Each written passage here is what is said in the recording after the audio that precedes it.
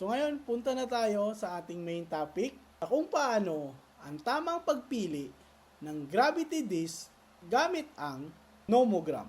At ang mag-e-explain pala sa videong ito ay ang aming magaling na port engineer na si Maiko Ibanez. Hello everyone.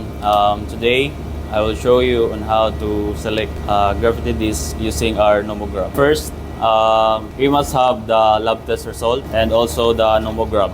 As you can see in our nomogram, you can see the specific gravity, the separating temperature, and the feed rate. So let's write it down. Just convert to 0.95. Then our separating temperature, go to the next page. According to our lab test report, our separating temperature is 80 degrees Celsius. So write it down. And then last, our feed rate. So when we talk about feed rate, it is 110% of our daily consumption.